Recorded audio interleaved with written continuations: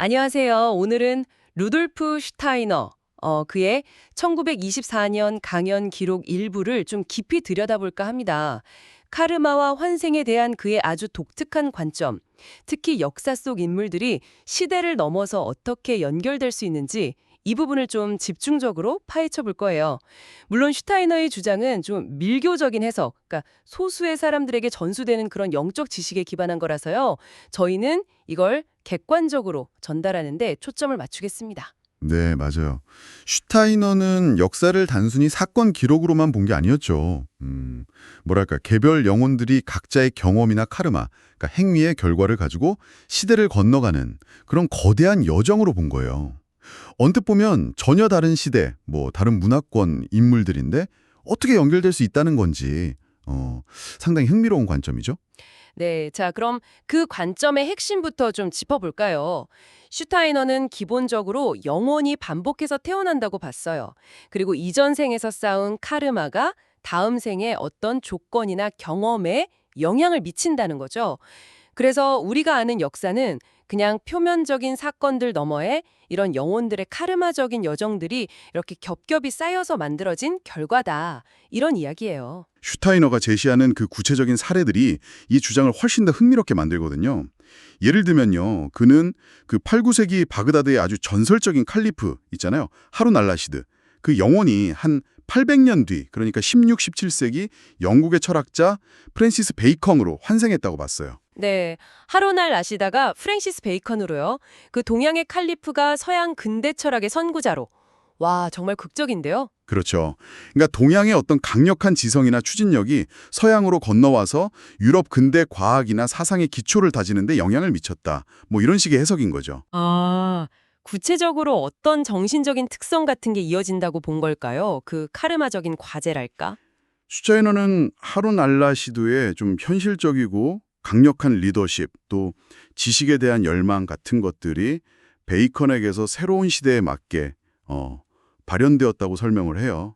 근데 더 흥미로운 건 그 하룬 알라시드의 현명한 조언가가 있었는데 그 조언가는 또 다른 길을 걸어서 17세기 교육개혁가 코메니우스로 환생했다고 덧붙이기도 했거든요. 아, 조언가까지요? 네, 그러니까 같은 뿌리에서 시작했는데 각자 다른 방식으로 역사에 기여한 두 영혼의 사례, 이렇게 보여주는 거죠.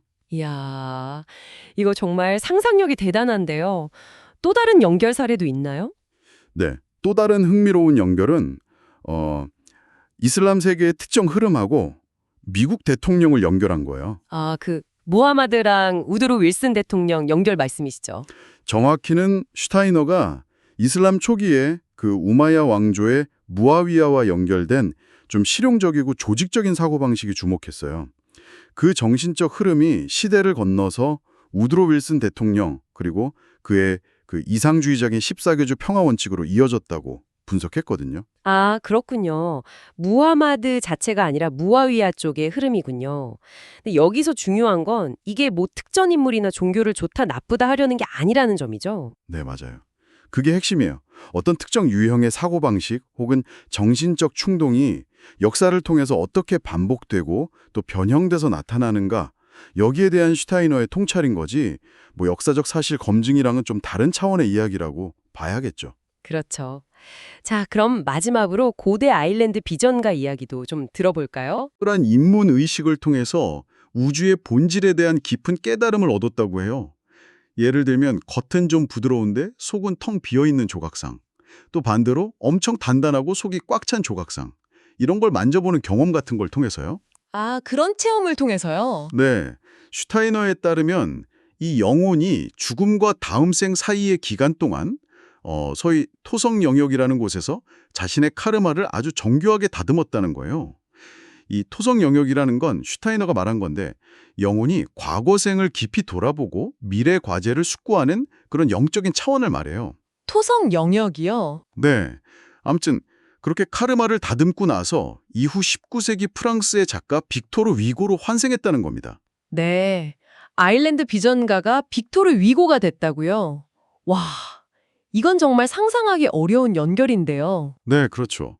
슈타이너는 위고 작품에 나타나는 그 웅장함, 또 인간 드라마에 대한 깊은 통찰, 때로는 뭐랄까 환성적이기까지 한 이상주의 같은 것들이요.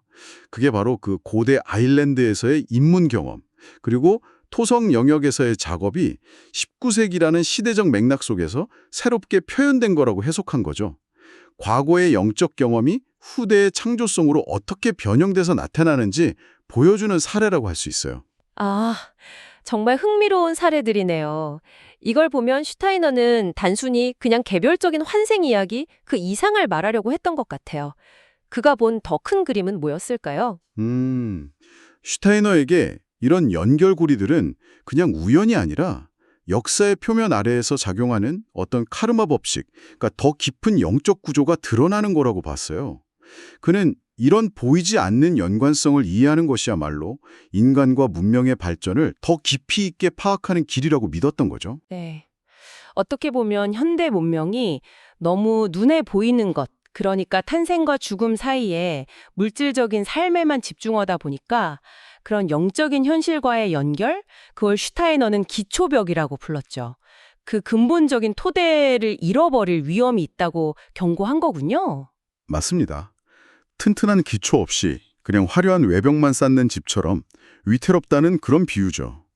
슈타이너는 이런 영혼의 카르마적 여정을 이해하는 것이 우리 자신과 문명을 다시금 그 깊은 현실에 뿌리내리게 하는데 필수적이라고 본 거예요. 네, 오늘 저희는 루돌프 슈타이너의 관점을 통해서 영혼이 카르마라는 어떤 보이지 않는 실을 따라서 시공간을 여행하고 또 다른 시대, 다른 모습으로 다시 나타난다는 참 매혹적이면서도 어떻게 보면 좀 도전적인 주장을 살펴봤습니다. 마지막으로 당신께 이런 질문을 한번 던져보고 싶네요.